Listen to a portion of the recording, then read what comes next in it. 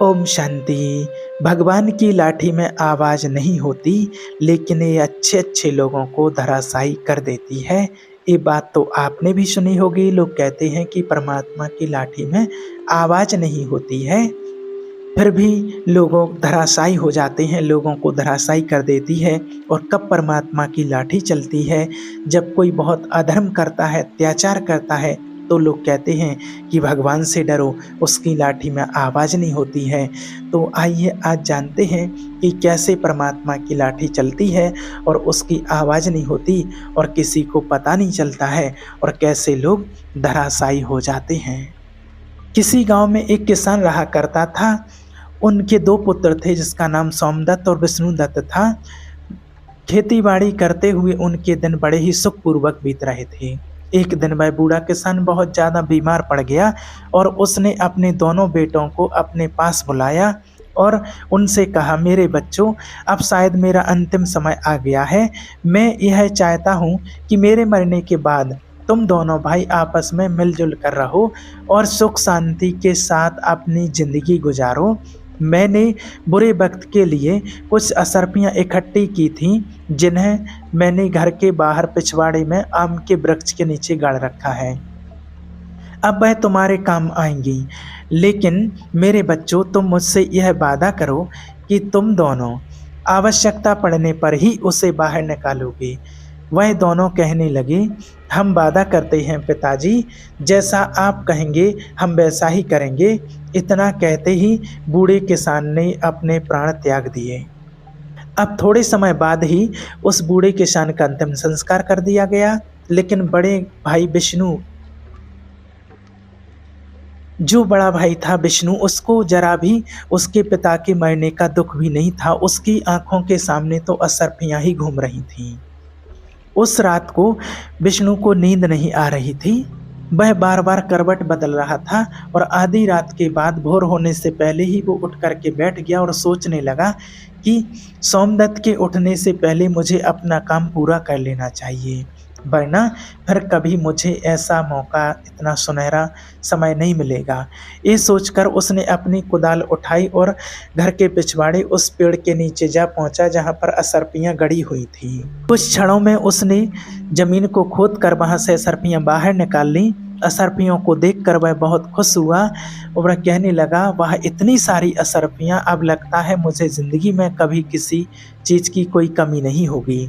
उसने तुरंत ही वह असरपियों का घड़ा उठाया और दूसरे पेड़ के नीचे गाड़ दिया और फिर आराम से घर में जाकर अपने स्थान पर दोबारा से लेट गया। जब सुबह हुई तो छोटा भाई सोमदत्त अपने बड़े भाई विष्णुदत्त को जोर जोर से आवाज लगा के उठा रहा था, बड़े भैया उठो उठो, गजब हो गया। बड़े भैया, भैया जल्दी उठो, गजब हो गया। भैया, घर के पिछवाड़े में आम के पेड़ के नीचे की जमीन खुदी पड़ी है। भैया, वहाँ से सारी असरपियाँ भी गायब हैं। मुझे लगता है कि कोई चोर हमारी सारी असरपियाँ चोरी करके निकल गया है। विष्णुदत्त बोला, क्या बोल रहा है मूर्ख, चल मैं देखता हूँ। जब दोनों भाई उस जगह पर पहुंचे तो सच में ही वह जमीन खुदी पड़ी थी। छोटे भाई सोमदत्त ने कहा, अब क्या करें भैया, मेरे विचार से हमें पहले कोतवाली में जाकर सूचना देनी चाहिए। विष्णुदत्त बोला, ठहरो सोमदत्त, कोतवाली जाने की कोई ज़रूरत नहीं है। सोमदत्त बोला, लेकिन क्यों भैया? विष्णुदत्त ने कहा, मैं अच्छी तरह जानता हूँ कि चोर कौन है, जिसने दबी हुई हमारी असरपियाँ निकाली हैं। सोमदत्त ने चौंक कर पूछा, क्या भैया आप उसको जानते हैं कि वो चोर कौन है जो हमारी असरपियाँ ले गया?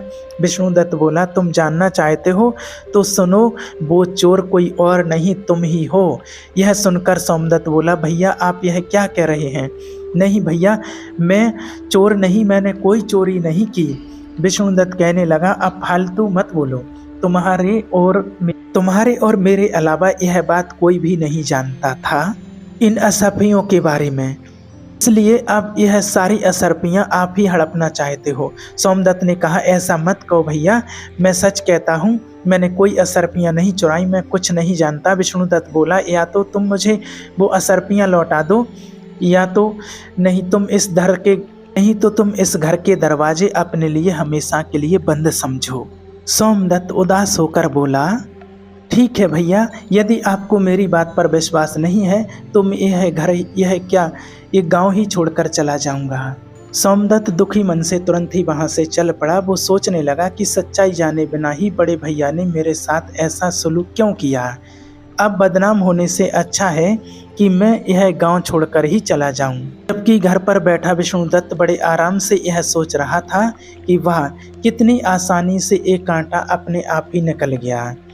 अब सारी असरफियाँ सिर्फ मेरी हैं।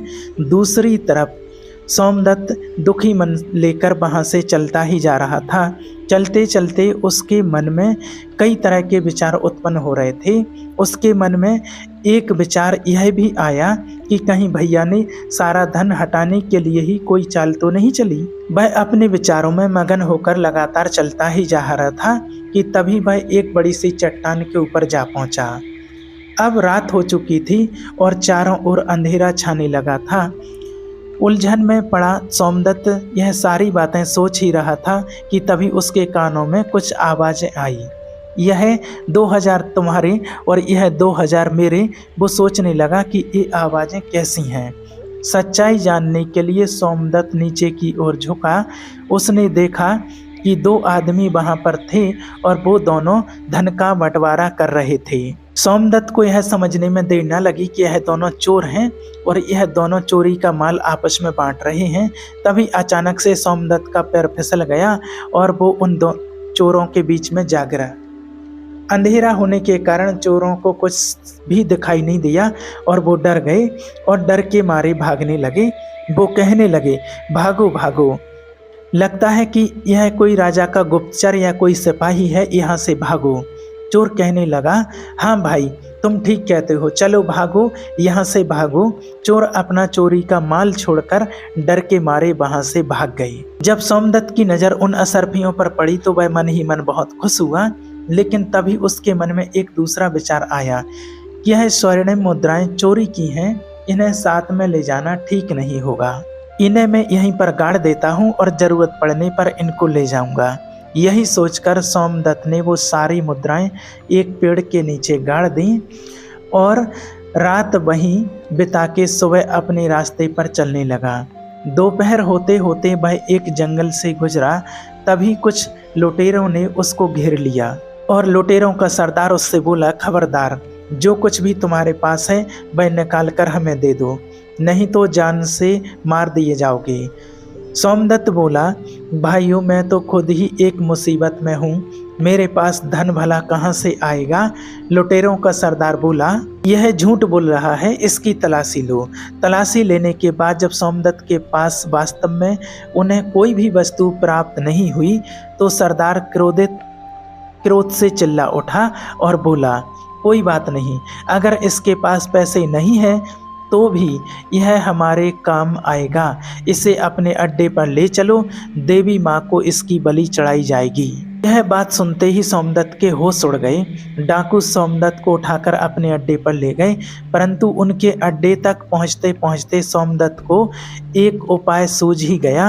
अड्डे पर पहुँचने के बाद उसने डाकुओं के सरदार से कहा, अगर तुम मुझे अपने दल में शामिल कर लेने का वचन दो तो मैं तुम्हें 4000 स्वर्ण मुद्राओं का पता बता सकता हूँ। यह सुनकर लुटेरों का सरदार बोला, क्या कहा, 4000 स्वर्ण मुद्राएं? यदि तुम सच कहते हो तो हमें यह शर्त मंजूर है, जल्दी से हमें उन स्वर्ण मुद्राओं का पता बताओ। सोमदत्त बोला, देखो भाई, अभी तो रात होने वाली है, इस समय वहाँ पर जाना ठीक नहीं है। कल सुबह होते ही मैं तुम लोगों को वहाँ पर ले चलूँगा। लुटेरों का सरदार बोला, ठीक है, लेकिन खबरदार, हमारे साथ कोई भी चालाकी करने की कोशिश मत करना, वरना अंजाम बहुत ही बुरा होगा। सोमदत्त बोला, निश्चिंत रहो सरदार। अगली सुबह सोमदत्त उन चोरों को उसी जगह पर ले गया जहां पर उसने वह सोने की मुद्राएं दबाई थीं। सरदार के आदेश पर तुरंत ही उसके आदमियों ने उस जगह को खोदा और शीघ्र ही वह स्वर्णिम मुद्राएं उनके सामने थीं। स्वर्णिम मुद्राओं को देखकर वह सभी बहुत ही खुश हो गए। वह स्वर्णिम मुद्राओं को अपनी थैली में भरकर अपने अड्डे की ओर चल पड़े। परंतु सोमदत्त के दिमाग में अभी भी कोई दूसरी योजना चल रही थी। वह सोच रहा था कि ये स्वर्ण मुद्राएं एक तरह से तो मेरे काम में ही आई हैं, लेकिन मैं जल्दी ही इनके मौत का कारण बन जाऊंगा। इस घटना के बाद सोमदत्त उन लुटेरों के गिरोह के साथ ही रहने लगा और वह लुटेरों के सरदार का सबसे विश्वसनीय आदमी बन चुका था। कुछ समय के बाद लुटेरों के सरदार से कहा कि सरदार, मैं अपने घर जाना चाहता हूँ 1 सप्ताह के लिए। वहाँ पर मेरी बूढ़ी माँ है और एक बार मैं उनसे मिलना चाहता हूँ।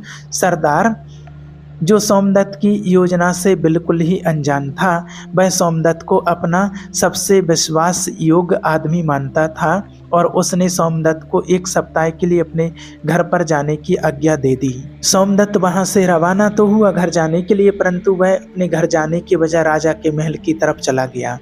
उधर राजमहल में महाराज पहले ही डाकू के आतंक से बहुत परेशान थे। वो अपने महामंत्री से कह रहे थे कि मंत्री जी, आखिरकार वो डाकू कब पकड़ा जाएगा? पूरा देश उसके आतंक से परेशान हो रहा है। मंत्री जी बोले, मैं अपनी तरफ से पूरी कोशिश कर रहा हूँ महाराज, वह आतंकी जल्दी ही आपको कारागार में नजर आएगा। उसी समय वहां पर एक पहरेदार आया और बोला, महाराज की जय हो। महाराज, एक व्यक्ति आपसे डाकू जगीरा के संबंध में मिलना चाहता है। महाराज बोले, तो अच्छा, उसे तुरंत यहाँ पर लेकर के आओ। कुछ समय के बाद सोमदत्त को राजा के सामने लेकर के आया पहरेदार। सोमदत्त बोला, महाराज को मेरा प्रणाम, मेरा नाम सोमदत्त है महाराज। राजा बोला, कहो नौजवान, तुम डाकू जगीरा के बारे में क्या जानते हो? सोमदत्त बोला, क्षमा करें महाराज, मैं आपसे एकांत में बात करना चाहता हूँ। मंत्री ने कहा, दुष्ट, क्या तुम जानते नहीं यहाँ राजा के सम्मानित और विश्वास पात्र व्यक्ति मौजूद हैं? जो कहना चाहते हो तुम वो सबके सामने ही कहो। राजा बोला, ठहरिए मंत्री जी, यदि ये हमसे एकांत में बात करना चाहता है तो हम इससे एकांत में ही बात करेंगे। आप लोग जाइए। उसके बाद सोमदत्त ने राजा को अकेले में पूरा किस्सा कह सुनाया, पूरा वृत्तांत बताया और आगे बोला, महाराज, इस तरह मैं उस डाकू का विश्वसनीय आदमी बन चुका हूँ और अब मैंने उसे अपने जाल में फंसा लिया है। अब बस उसे और उसके साथियों को पकड़ने के लिए मुझे आपकी सहायता की आवश्यकता है। यह सुनकर राजा बोले, बहुत खूब नौजवान, तुम्हारी चतुराई और साहस से मैं बहुत ही प्रसन्न हूँ। उन भयानक डाकुओं को पकड़ने के लिए जो भी सहयोग चाहिए मैं करने को तैयार हूँ। कहो क्या करना होगा? सोमदत्त बोला, महाराज, परसों रात को आप कम से कम अपने 500 सिपाहियों को मेरे साथ भेजें। मैं उन सभी को उन डाकुओं के अड्डे पर ले जाऊंगा, जहां पर वह सैनिक उन डाकुओं पर आक्रमण कर देंगे और उन डाकुओं को गिरफ्तार कर लिया जाएगा। राजा बोला, बिल्कुल ठीक है नौजवान, तुम्हारी सलाह बिल्कुल उचित है। तो तय रहा कि हम परसों रात को हमारे सारे सैनिक तुम्हारे साथ भेजेंगे। तब तक तुम यहीं राजमहल में हमारे शाही मेहमान बनकर रहो। उसके 2 दिन बाद सोमदत्त अपनी योजना के अनुसार सैनिकों को लेकर डाकुओं के अड्डे पर पहुंचा।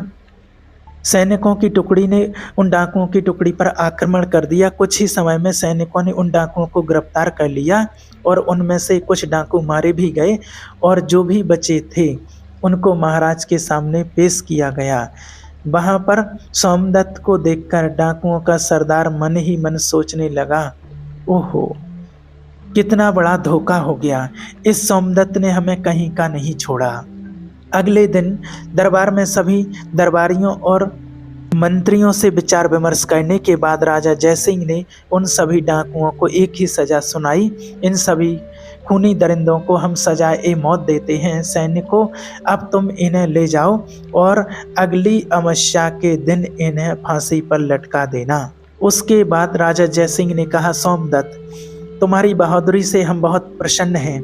आज से हम तुम्हें अपना सेनापति नियुक्त करते हैं। सोमदत्त ने यह सुनकर कहा, आपका धन्यवाद महाराज, जो आपने मुझे देश की सेवा करने के लायक समझा। उधर दूसरी तरफ सोमदत्त का बड़ा भाई विष्णुदत्त अपने पिता की मेहनत की असरपियों को बुरे कामों में बर्बाद कर रहा था। उससे जुआ खेलने की बुरी लत लग चुकी थी। वह शराब और जुए में अपना सारा पैसा बर्बाद कर चुका था। उसकी हालत इतनी बुरी हो चुकी थी कि अब उसके पास खाने के लिए भी अन्न नहीं तक भी नहीं था। पूरे गांव में अब वो इतना बदनाम हो चुका था कि अब उससे गांव में कहीं कोई भी काम नहीं मिल रहा था। इसलिए उसने यह निश्चय किया कि इस गांव में भूखे मरने से अच्छा है कि मैं किसी दूसरे गांव में जाकर कोई काम धंधा ढूंढूं। इसी तरह चलते वो वहां आ पहुंचा उसी राज्य में जहां उसका भाई सोमदत्त सेनापति था। उसी नगर में वह किसी सेठ जी की दुकान पर गया और उससे पूछने लगा, सेठ जी क्या मुझे कोई काम मिलेगा? तो सेठ जी ने कहा उससे, अरे भाई तुम तो चेहरे से ही चोर उचक्के से लगते हो, तुम्हें भला कोई क्या काम देगा, इसीलिए मुझे माफ़ करो भाई और यहाँ से जाओ। विष्णुदत्त सोचने लगा, ईमानदारी से शायद मुझे यहाँ पर कोई काम देने वाला नहीं है, ना ही मुझे काम मिलेगा। अब तो पेट भरने के लिए मुझे चोर उचक्का ही बनना पड़ेगा। तभी उसकी नज़र सेठ जी के पास रखी एक थैली पर पड़ी। उसे लगा ये स्वर्ण मुद्राओं की थैली है। उसने वहां से वो थैली उठा ली और वहां से तुरंत ही भाग गया और सेठ को उसे पकड़ने का मौका ही नहीं मिला। ने उसको पकड़ नहीं पाया और इधर सेनापति बन चुका सोमदत्त अपना काम बड़ी ही ईमानदारी से कर रहा था। एक दिन राजा ने सोमदत्त को बुलाया कि तुम बहुत ही बहादुर बुद्धिमान नेक आदमी हो, मैं चाहता हूँ कि हमारी बेटी का विवाह तुम्हारे साथ कर दिया जाए, इस पर कहो तुम क्या जवाब देते हो? सोमदत्त ने कहा, महाराज यदि आपकी यही इच्छा है तो मैं इनकार नहीं कर सकता हूँ, मुझे यह विवाह स्वीकार है। कुछ ही दिनों में एक शुभ मुहूर्त देख करके दोनों का विवाह संपन्न करा दिया गया। विवाह को अभी कुछ ही दिन बीते थे और महाराज ने सोमदत्त को कहा, बेटा सोमदत्त अब हम बूढ़े हो चुके हैं और इसलिए हम चाहते हैं कि अब राज्य की बागडोर तुम संभालो। अगले ही दिन सोमदत्त का राज तिलक कर दिया गया। महाराज जयसिंह अब तीर्थ यात्रा को निकल चुके थे। कुछ महीनों के बाद जो सबसे बड़ी समस्या सोमदत्त के सामने आई वह थी विष्णु चोर की। उसी का सगा भाई था और अब तक वो नामी और खतरनाक चोर बन चुका था। सैनिकों ने काफ़ी प्रयास किया लेकिन वह उसे पकड़ ना सके। एक रात वो बैठ करके सोच रहा था कि कोई ऐसी तरकीब लगाई जाए कि बार बार चोरी करने का मुझे कष्ट ही ना करना पड़े, मुझे बार बार चोरी करने की आवश्यकता ही ना पड़े। अगर मैं एक बार राज खजाने पर हाथ साफ कर लूं तो मुझे दोबारा कभी भी भूखे मरने की नौबत नहीं आएगी और ना ही मुझे कभी चोरी करने की ज़रूरत पड़ेगी और फिर मैं किसी दूसरे देश में जाकर अपनी आगे की ज़िंदगी बड़े आराम से गुजार सकता हूँ। अगली रात राजमहल में चोरी करने के उपदेश से वो राजमहल के पीछे जा पहुंचा। हाथों में रस्सी लिए हुए वो दीवार पर चढ़ने की सोच रहा था और दूसरी तरफ संयोग से उस चोर के बारे में सोच सोच करके राजा को नींद नहीं आ रही थी। उस समय वो महल की छत के ऊपर घूम रहे थे। जैसे ही विष्णुदत्त रस्सी के सहारे छत के ऊपर चढ़ा, वहां पर मौजूद राजा सोमदत्त ने उसे देख लिया। राजा सोमदत्त ने अपनी तलवार निकाली और साथ ही अपने सिपाहियों को आवाज लगाई। कुछ ही पलों में सैनिक वहां पर पहुंच गए। राजा ने सैनिकों से कहा कि सैनिकों गिरफ्तार कर लो इसे। विष्णुदत्त ने वहां से भागने की पूरी कोशिश की लेकिन वो भागने में सफल नहीं हो पाया और सैनिकों ने उसे पकड़ लिया। सोमदत्त उसे देखकर बोला, तुम तो विष्णुदत्त हो मेरे भाई, लेकिन एक नामी चोर। मैंने ये सपने में भी नहीं सोच सकता था कि मेरा भाई इतना बड़ा चोर निकलेगा। उसने आदेश दिया, ले जाओ और इसे कारागार में डाल दो, सुबह इसे दरबार में इसकी सुनवाई करेंगे। विष्णुदत्त को अब कारागार में डाल दिया। अब वह मन ही मन अपने किए पर पछता रहा था और सोच रहा था कि मेरी बुरी नीयत ने मुझे आज पतन की इतनी गहराई में धकेल दिया है, जबकि सोमदत्त जिसे मैंने बेईमान बनाकर धक्के मारकर अपने घर से निकाला था, अपनी ईमानदारी और नेकी की वजह से एक राजा बन गया और मैं जिसके पास सब कुछ था, मैं एक चोर बनकर के आज उसके बंदी गृह में पड़ा हूँ। इधर सोमदत्त की आंखों में भी नींद का नामो निशान नहीं था। मैं सोच रहा था कि कल का दिन मेरी जिंदगी का बहुत ही कठिन दिन होगा, मुझे एक बहुत ही भयानक अग्नि परीक्षा से गुजरना होगा। क्या इस परीक्षा में मैं कामयाब हो पाऊंगा, मुझे भी समझ ही नहीं आ रहा है। काश महाराज ने मुझे राजपाट ना सौंपा होता। अगले दिन चोर विष्णुदत्त को दरबार में पेश किया गया। महाराज ने उससे कहा, विष्णुदत्त तुम्हारे ऊपर लगाए गए सारे चोरी के इल्जाम प्रमाणित हो चुके हैं, क्या अब तुम्हें अपनी सफाई में कुछ कहना है? चोर बोला, इतना ही कहना चाहता हूँ महाराज मुझ जैसे शैतान को आप इतनी कठोर से कठोर सजा दें कि भविष्य में चाहे कर भी कोई चोरी ना कर सके। सोमदत्त ने कहा ठीक है, हम तुम्हें ऐसी ही सजा देंगे। सैनिकों ले जाओ इस चोर को और इसका एक हाथ और एक पैर काट दिया जाए और इसे देश की सीमा के बाहर निकाल दिया जाए। सोमदत्त का यह इंसाफ देखकर उसकी प्रजा और उसके मंत्री जय जयकार करने लगे। राजा की आज्ञा का पालन किया गया और चोर विष्णुदत्त का एक हाथ और एक पैर काटकर उसे राज्य की सीमा से बाहर निकाल दिया गया। जब वह देश छोड़कर जा रहा था तो तभी उसके सामने राजा सोमदत्त आ गए। सोमदत्त को देखकर विष्णुदत्त बोला, महाराजा, काश आपने मेरा हाथ और एक पैर काटने की बजाय मुझे मौत की सजा दी होती। ऐसा करके तो आपने मुझे तड़प तड़प कर मरने के लिए इस दुनिया में छोड़ दिया। सोमदत्त ने कहा, उस समय तो मैं एक राजा था, परंतु अब आपके सामने राजा सोमदत्त नहीं बल्कि आपका छोटा भाई सोमदत्त खड़ा है। एक राजा होकर मैंने एक चोर को सजा देकर अपने धर्म का पालन किया है और अब एक भाई अपने भाई के पास अपने धर्म और कर्तव्य का पालन करने के लिए आया है। विष्णुदत्त ने कहा, मैं कुछ समझा नहीं। सोमदत्त बोला, भैया मैं जानता हूँ कि एक हाथ और एक पैर कटने की वजह से आप कभी कोई काम नहीं कर पाएंगे और इसके लिए आज आपको मैं कुछ धन दे करके जाऊंगा। इस थैले में कुछ स्वर्ण मुद्राएं हैं जो कि मेरी मेहनत की कमाई हुई हैं। मुझे विश्वास है कि इतने धन के साथ आप किसी दूसरे देश में अपना जीवन आराम से व्यतीत कर सकते हैं। लेकिन भैया आप इनकार मत करिए, नहीं तो कभी भी मैं अपने आप को माफ़ नहीं कर पाऊंगा। यह सुनकर विष्णु बोला, तुम कितने महान हो सोमदत्त, ईश्वर हमेशा तुम्हें खुश रखे। फिर दोनों ने आपस में गले लग करके एक दूसरे से बड़ी ही भारी मन से विदा ली। भाई छोटे भाई से कहने लगा, मेरी ईश्वर से यही विनती है कि मुझे हर जन्म में तुम्हारे जैसा ही भाई मिले। और दोनों भाई अपनी अपनी राहों पर वापस चले गए और उसके बाद उस देश में विष्णुदत्त को किसी ने भी उस देश में नहीं देखा और राजा सोमदत्त भी अपनी प्रजा का पालन करते हुए एक सुखमय जीवन बिताने लगे। तो ये होता है ईश्वर का न्याय। ईश्वर की लाठी में आवाज़ नहीं होती है, लेकिन वो कहाँ अच्छे अच्छे चोरों को लाइन पर लगा देती है, राजा को रंक बना देती है। देखिए, इसलिए कभी भी अन्याय अत्याचार कभी नहीं करना चाहिए। नेकी करो, अच्छा कर्म करो और अपना जीवन श्रेष्ठ बनाओ। ओम शांति।